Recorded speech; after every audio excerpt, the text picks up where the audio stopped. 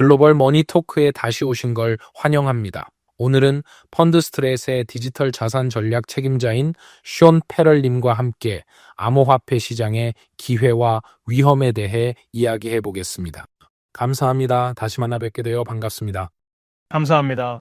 지난 한 주 동안에 걸쳐서 시장 전체가 크게 흔들렸던 이 상황에 대해 간단히 이야기해 보고 싶습니다. 비트코인이 꽤 잘 버텼으나 주말 동안에는 8만 달러 아래로 떨어지기도 했습니다. 그럼 첫 번째로 여쭤보고 싶은 건 다른 시장이 이렇게 불안정할 때 암호화폐 시장은 오히려 괜찮은 곳이라는 뜻일까요? 아니요. 지난주 암호화폐 상대적 강세는 주식시장에 앞서 위험 자산 정리가 어느 정도 이루어졌기 때문이라고 생각합니다. 지난주 시장을 지탱했던 건 게임스탑이나 마라톤 디지털 같은 기업들의 강한 매수세였다고 생각합니다. 아직 확실히 확인된 건 아니지만 어디까지나 제 개인적인 추측입니다. 그보다 먼저 간단히 짚고 넘어가고 싶은 게 있습니다. 말씀 중에 궁금한 점이 하나 생겼어요.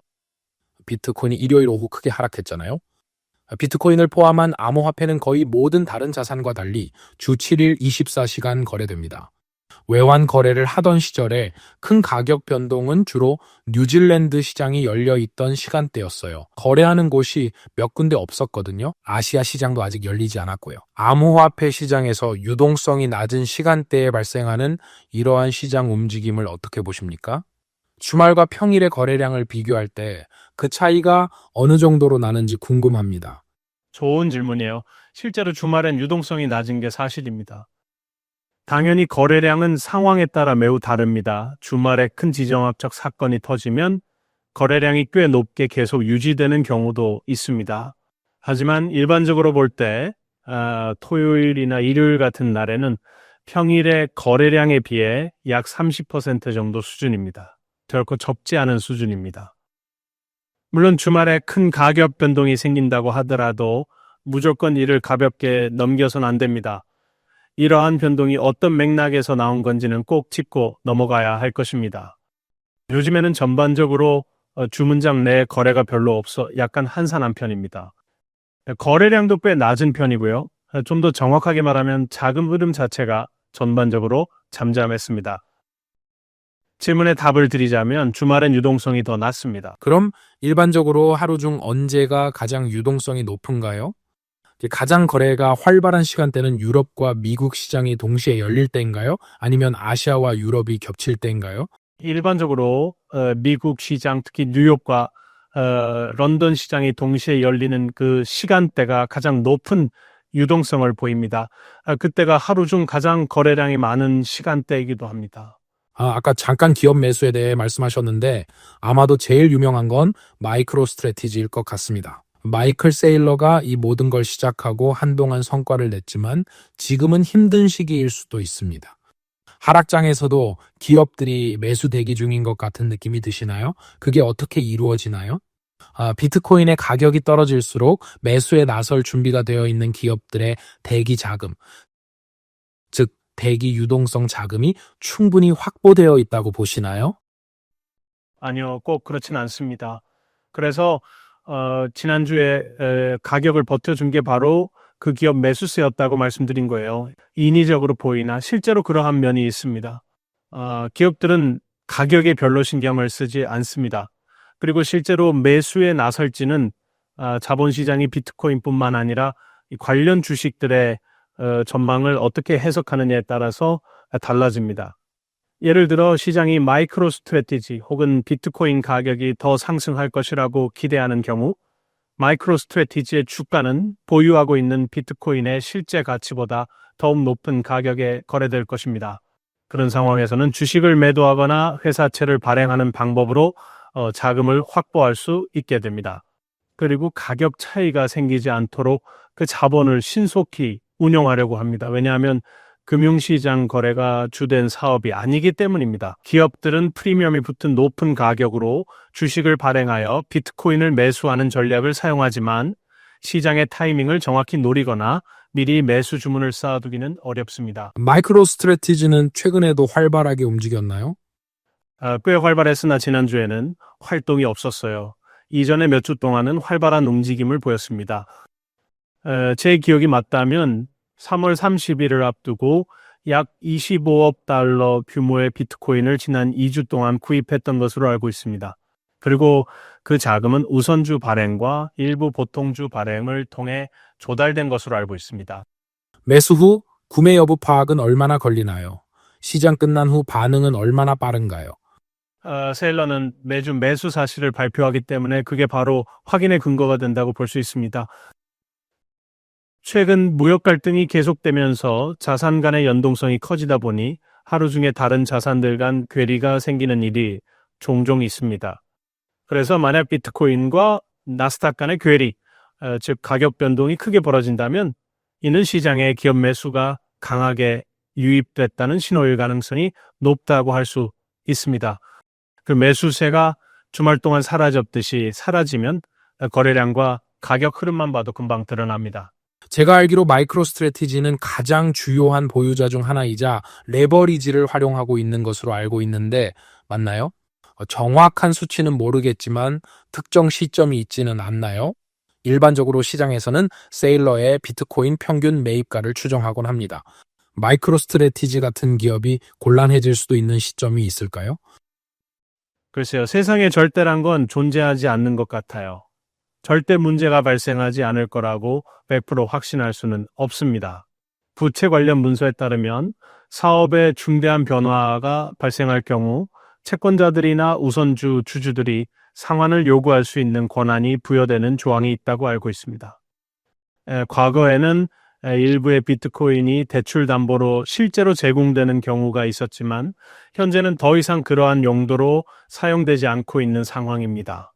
지금은 보유 중인 모든 비트코인이 이미 담보에서 해제된 상태라서 과거처럼 청산 가격이 사전에 정해져 있는 구조는 아닙니다.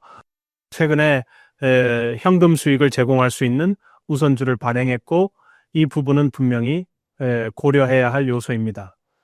현재 이 우선주의 연간이자 지급금이 6천만에서 7천만 달러 수준입니다.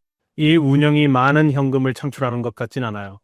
그래서 향후 발행되는 주식 규모에 대해 주주들이 불만을 가질 가능성도 있습니다. 물론 어디까지나 가정이지만 이사회가 비트코인 매각과 그에 따른 상환을 요구할 수도 있는 가능성도 있습니다. 다만 마진콜이 발생할 가능성은 크지 않다고 저는 보고 있습니다. 비트코인으로 담보가 잡히지 않는다는 것은 정말 중요한 정보네요. 부채나 우선주 이자를 지급해야 하긴 하지만 충분히 감당할 수 있을 것으로 판단됩니다. 그런 자산을 가진 분들은 청산하지 않을 것입니다. 부정적인 뉴스가 나오는 걸 원치 않으니까요. 비트코인이 여전히 전체 암호화폐 시장을 강력하게 지배하고 있지만 이더리움과 솔라나는 최근 들어 부진한 상황을 벗어나지 못하고 있습니다. 지금까지 상황이 납득되시나요? 차트를 보면 이더리움과 솔라나가 비트코인보다 훨씬 더 하락한 것 같아요. 다른 시장에서 조정이 일어난 만큼 암호화폐 생태계의 다른 부분에서도 진지하게 볼 만한 가치가 있다고 보시나요? 네, 그렇게 생각합니다. 아직은 아니어도 곧 그 수준에 도달할 겁니다. 제 생각에는 알트코인을 전통적인 시장에 비유하자면 소형주와 비슷하다고 볼 수 있을 것 같습니다. 그리고 그런 종목들은 고점 대비 35%에서 40% 정도 하락한 상태입니다. 성과가 대형주보다 안 좋습니다. 그래서 이런 비슷한 흐름이 암호화폐 시장과 전통시장 모두에서 나타나고 있다고 생각합니다. 하지만 이제는 일부 알트코인과 같은 자산을 합리적인 가격에 모을 수 있는 기회가 오고 있다고 보입니다. 아마도 앞으로 12개월에서 24개월 사이에 걸쳐 5배, 10배 수익을 기대할 수 있을지도 모릅니다. 뭐가 있나요? 솔라나라고 생각합니다. 솔라나는 그동안 항상 주목받아왔고 계속해서 주목할 만한 가치가 있습니다. 솔라나에는 신뢰할 수 있는 어플리케이션 개발자들 덕분에 근본적으로 성장할 수 있는 동력이 상당히 많다고 생각합니다. 대체로 사람들은 솔라나 체인을 아주 좋아합니다. ETF 승인 기대감 덕분에 규제 측면에서 긍정적입니다. 그리고 최근에 매우 큰 규모의 락업 해제가 있었습니다. 공급 조절이 이루어지면 큰 상승 가능성이 있다고 봅니다. 이더리움은 현재 제게 개인적으로 덜 매력적으로 보입니다. 이번 사이클 동안 비교적 부진해서 이제는 차라리 눈 감고 사는 수준까지 온 것 같습니다. 소위 중간자 증후군을 겪으며 정체성을 잃고 약간의 혼란을 느끼고 있는 것 같습니다. 비트코인처럼 하드머니를 지향하려 하면 그 부분에서는 밀리고 솔라나와 맞붙으면 성능면에서 밀리고 그래서 여전히 곤란한 상태에 있습니다. 분명히 반등할 기회는 언젠가 있을 수 있겠지만 지금은 매력적인 매수 대상이 되지 못합니다. 솔라나 ETF 승인 관련하여 언급하셨는데 현 행정부가 이전 행정부보다 훨씬 우호적일 가능성이 높아 보입니다. 그게 언제쯤 나올까요? 여러 다른 중요한 사안들에 묻혀 주목을 덜 받았던 것 같아요. 네, 지금으로서는 투자자들의 우선순위가 아닙니다. 다만 강조하고 싶은 것은 암호화폐 시장의 모든 기회는 무역 전쟁 상황이 어느 정도의 전환점을 맞이해야 가능하다고 봅니다. 상황이 어떻게 전개되느냐에 따라 시장은 변화하고 새로운 기회들이 생길 것입니다. 시간이 좀 걸리겠지만 현재로서 ETF 출시는 아마 4분기 초쯤이 될 것 같습니다. 그때쯤엔 상황이 좋아지기를 희망합니다. 비트코인이 ETF로 거래됐을 때와 비교하면 얼마나 큰 변화인가요? 솔라나 ETF가 승인된다면 어떤 영향을 미칠까요? 만약 투자자들이 자신의 투자 계좌에서 솔라나 ETF를 볼 수 있는 기회를 가지게 된다면 과연 큰 영향을 미칠 수 있을까요? 그게 큰 역할을 하게 될 걸 보시나요? 네, 그렇습니다. 물론 그 자체로 수요를 만들지는 않지만 잠재 수요를 끌어낼 수 있습니다. 예를 들어 피델리티 계좌 밖으로 나가서 자산에 투자하는 것을 꺼리는 투자자들의 추가적인 수요를 이끌어낼 수 있습니다. ETF가 수요를 만들진 않을 것입니다. 하지만 솔라나는 개인 투자자뿐 아니라 일부 기관 투자자들 사이에서도 분명히 수요가 있다고 생각합니다. 비트코인을 준비 자산으로 추진하는 논의가 있었지만 지금은 후순위 상태입니다. 그 이유는 회수한 비트코인은 판매하지 않겠으나 추가로 비트코인을 매수하여 비축하지 않겠다고 했기 때문입니다. 그것이 제가 마지막으로 들었던 소식입니다.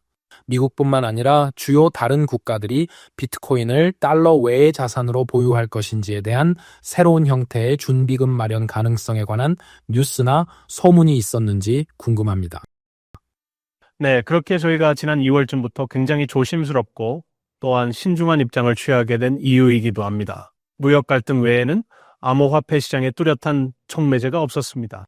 거시적인 것 외에 정부가 준비금을 어떻게 늘릴지에 대한 명확한 전략이 앞으로 더 중요한 촉매가 될 수 있다고 생각합니다. 행정명령의 구체적인 내용에 근거하면 예산 부담 없는 비트코인 획득 방법을 적극적으로 찾아야 하는 것처럼 보입니다. 만약 미 재무부가 그런 방안에 대해 언급하게 된다면 시장이 반응하면서 미국의 매수 움직임을 예상하는 데 영향을 줄 수 있겠죠. 하지만 아직은 알 수 없습니다. 아직까지는 관련된 정보가 전혀 없습니다. 밈코인이 과거에 엄청나게 큰 주목을 받았던 시절이 이제는 꽤나 오래 전의 일처럼 느껴지기도 합니다. 지난번에 말한 것처럼 이건 콜옵션과 비슷한 것 같습니다. 만기가 없는 콜옵션이라고 말씀하셨죠. 이 혼란 속에서 밈코인의 시장이 좀 조용한 것 같은데 너무 조용해서 만약에 잘 알고 매우 자세히 관찰한다면 기회가 있을 수도 있지 않을까요? 네, 트럼프 코인 출시를 앞두고 있었던 그 밈코인 열풍이 대표적인 사례라고 볼 수 있습니다. 그런 환경이 다시 조성될지는 장담할 수 없습니다. 그리고 밈코인에 대한 제 견해를 다시 말씀드리자면 도지코인 같은 유명한 밈들은 개인 투자자들의 투기 심리에 대한 일종의 영구적인 콜 옵션이라고 볼 수 있습니다.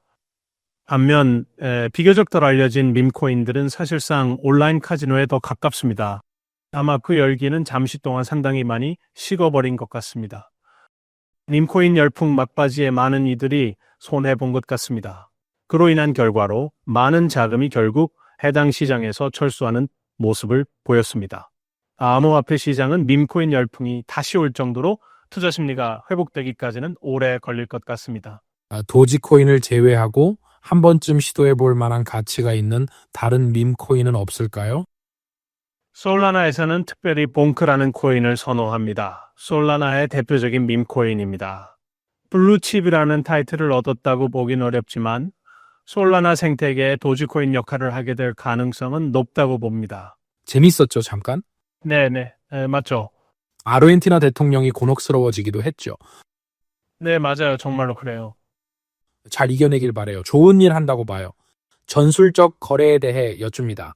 비트코인도 하락세이지만 솔라나는 그보다 더 하락폭이 큽니다. 현재가 크로스 전략을 검토하기 좋은 시점일까요? 예를 들어 비트코인 수익의 일부를 솔라나로 이동하여 단기적으로 시장 안정이 예상될 경우 솔라나의 반등이 비트코인의 반등보다 더 클 수 있다고 가정했을 때 이 전략은 과연 어떨까요? 크로스 전략을 시도해 볼 가치가 있을까요? 쉽지 않은 판단이라고 저는 생각합니다. 알트코인에 대해 너무 지나치게 자신감을 가지는 것은 우리가 상당히 신중하게 다뤄야 할 중요한 부분이라고 생각합니다.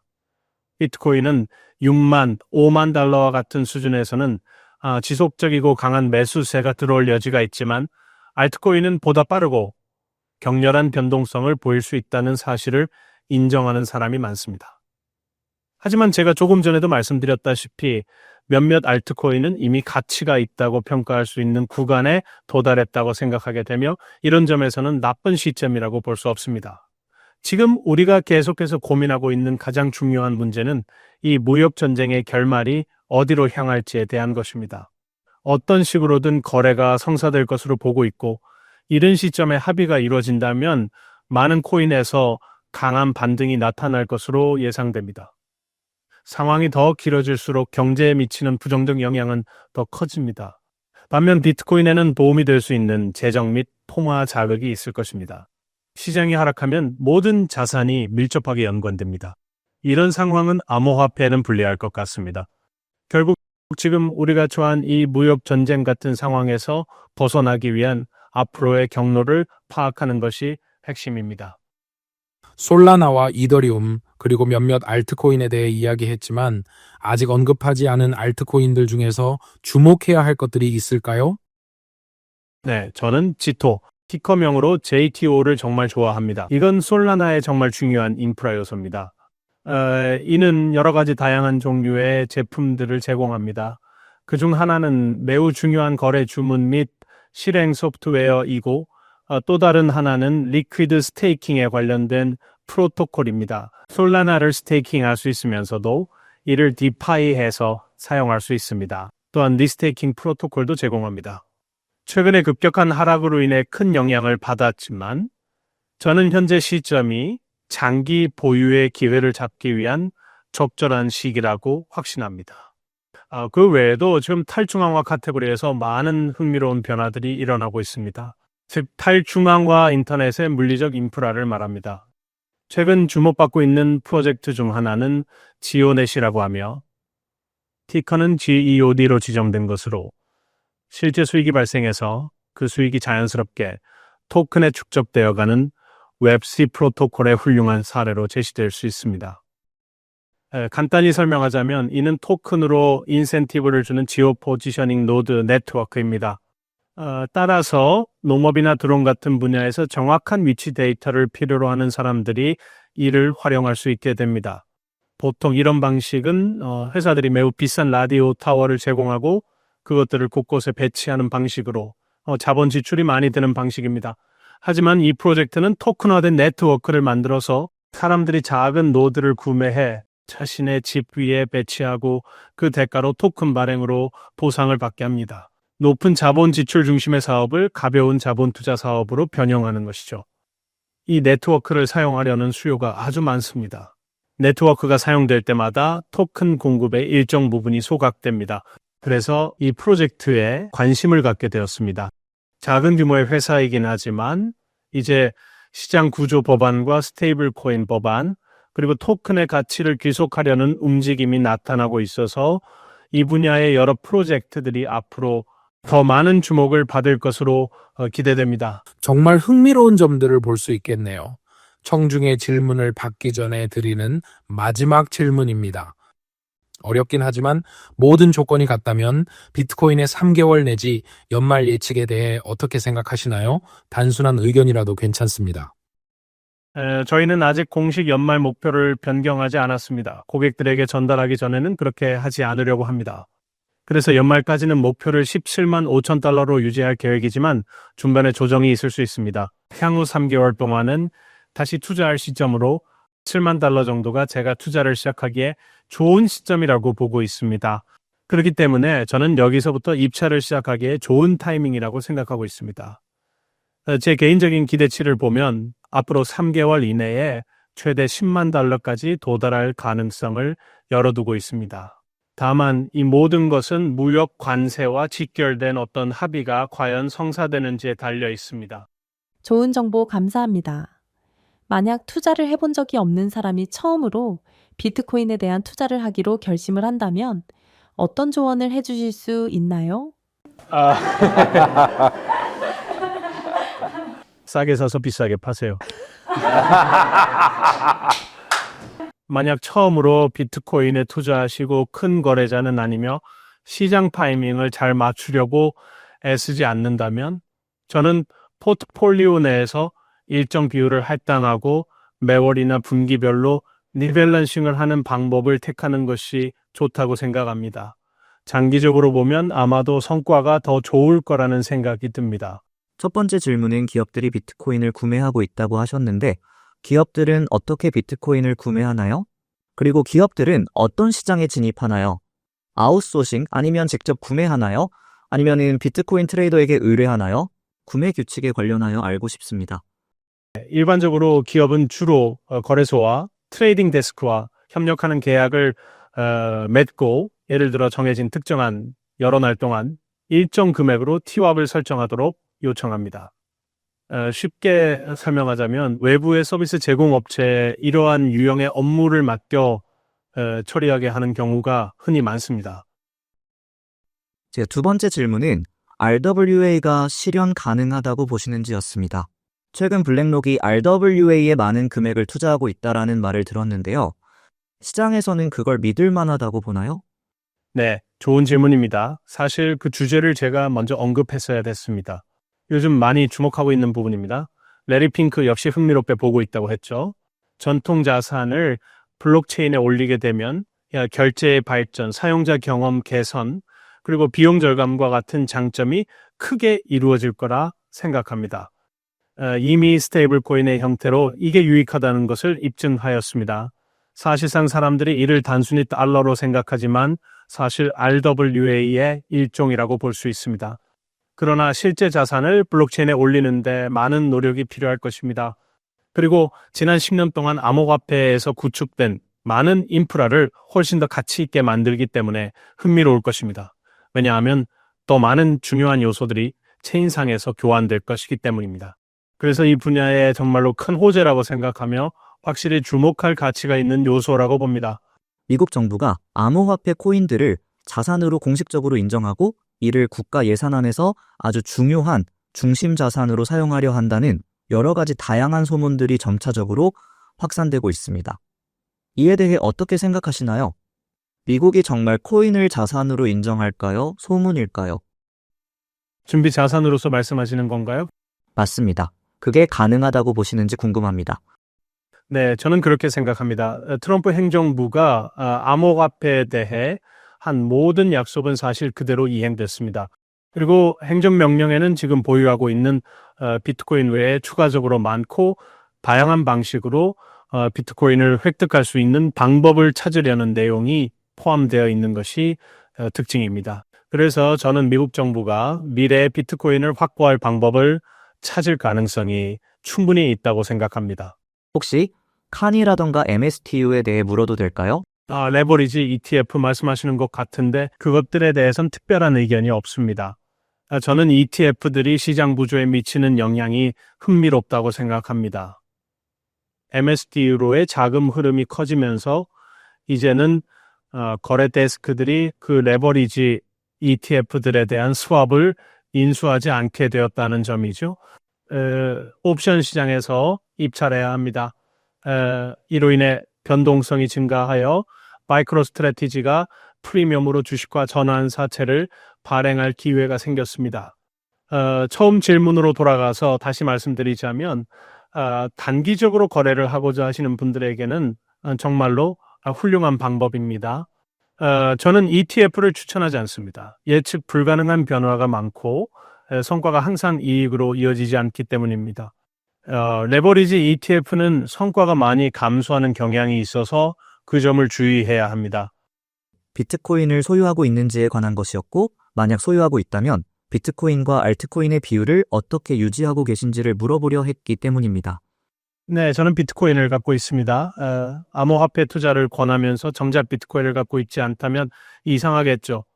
현재는 현금을 많이 소유하고 있는 상태이며 사실상 그 상태를 한동안 유지해 오고 있습니다. 현재 저의 포트폴리오는 주로 비트코인 위주로 짜여져 있습니다. 알트코인에게는 힘든 시기였죠. 현재는 현금과 비트코인을 각각 50% 보유하고 있으며 알트코인은 거의 없습니다. 상황이 바뀔 수도 있겠죠. 비트코인은 나라마다 얼마나 거래되고 있나요? 네, 물론 지갑을 모두 추적할 수 있습니다. 정확한 수치는 기억이 안 나지만 전체 비트코인의 약 5%가 현재 국가에 의해 보유되고 있는 걸로 알고 있어요. 그 상황이 미국 정부에는 어떤 영향을 미치고 있다고 보시나요? 글쎄요, 그게 바로 기술의 본질이 아닐까 생각합니다. 인공지능의 세계에서도 아주 유사한 현상이 발생하고 있습니다. 첨단 기술을 피하거나 유럽처럼 자율적으로 그 발전을 억제하려고 시도할 수도 있지만 특정한 기술 분야에서 우리가 적극적으로 경쟁하지 않으면 그 역할을 적들이 대신 맡게 될 것입니다. 예를 들면 중국과 같은 경우가 그렇습니다. 중국이 암호화폐에서 경쟁한다고 해서 미국이 암호화폐의 경쟁을 포기해야 할 이유는 없어요. 오히려 우리도 이 상황에서 더 많은 노력을 투자해야 한다고 생각합니다. 어떤 분이 비트코인 전망에 대해 물어보셨는데요. 중국의 비트코인 시장에 상당한 투자를 했는데 거의 80%의 손실을 경험했기 때문에 이 질문을 한 것 같습니다. 중국 시장의 전반적인 전망을 어떻게 생각하고 계신가요? 중국의 현재 시장이 다시 한번 회복될 가능성이 있는지를 여쭈어보는 내용입니다. 쉽지 않은 질문이네요. 중국 시장은 블랙박스 같아요. 상황은 언제라도 변할 수 있다는 것을 염두에 두세요. 블랙마켓과 그레이마켓 활동이 상당히 많다고 생각합니다. 특히 수력 발전으로 얻은 저렴한 전기를 활용해 비트코인 채굴이 활발한 듯합니다. 비트코인에는 분명 큰 OTC 시장이 있고 사람들은 자본 도피에 주로 사용합니다. 중국의 암호화폐 관련 기업에 투자할지는 확신이 서지 않습니다. 정책적인 위험을 확실히 평가하는 것이 어렵기 때문에 그렇습니다. 아시아의 다양한 투자 대상 국가들에 대해서 이야기하자면은 최근 일본에서의 발전은 상당히 만족스럽습니다. 일본은 최근 암호화폐 거래 세율을 금융상품 세율로 맞췄습니다. 일본이 암호화폐를 조금 더 적극적으로 수용하려는 것이 정말로 고무적입니다. 한국은 아직 암호화폐에 대한 입장은 없지만 필요할 것 같습니다. 중국 시장엔 뛰어들 것 같지 않나요? 감사합니다. 다음에 또 기회가 있기를 기대해 보겠습니다. 초대해 주셔서 감사합니다. 고생하셨습니다.